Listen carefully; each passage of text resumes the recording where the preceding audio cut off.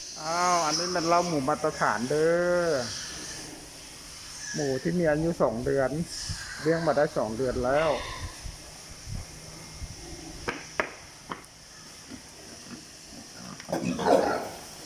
เอ๊ะเอ๊ะ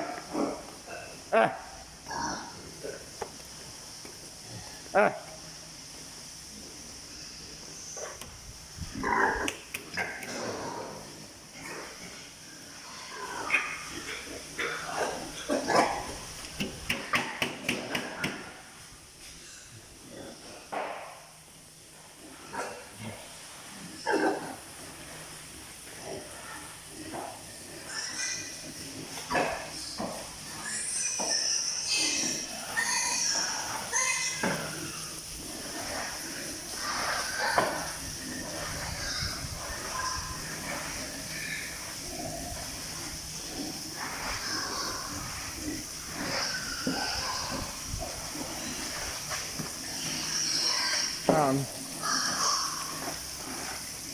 กำลังอนามัยอยู่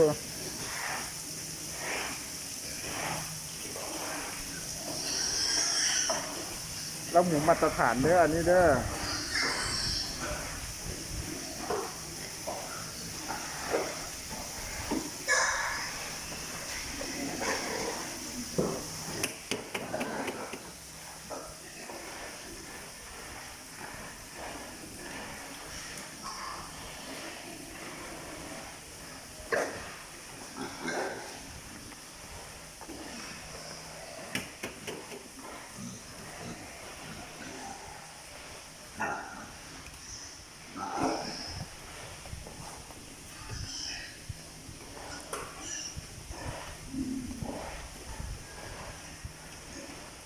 ระบบน้ำนี่เนี่ย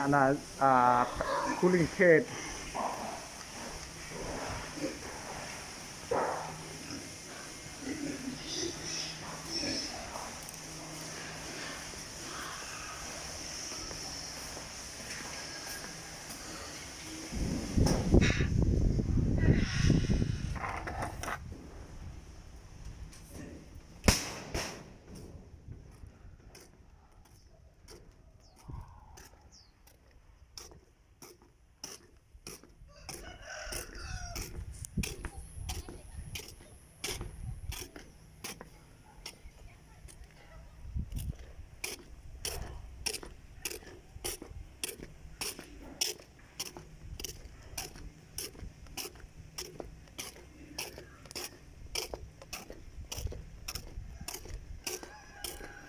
ย่างจากอีกตึกหนึ่งไปอีกตึกหนึ่งด้วยทางย่างวอล์กเวย์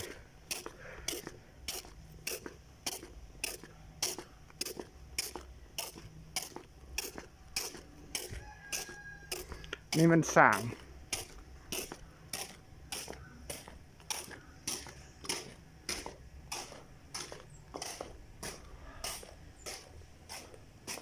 ซึ่งมีระเบียบและข้อแนะนำวิธีการจัดตั้งปฏิบัติการขนส่งต่างๆอยู่ในนี้แม่นมาตรฐานเพื่อป้องกันพยาธิไอฮิวาหมูแอฟริกาเด้อมีระเบียบ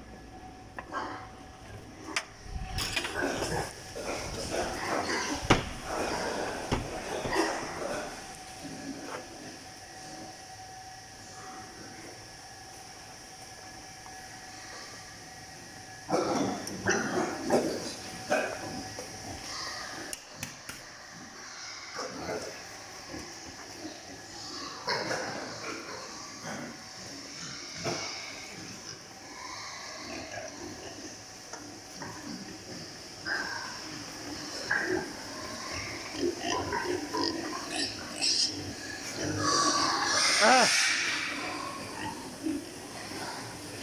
เอ๊ะเอ๊ะเอ๊ะ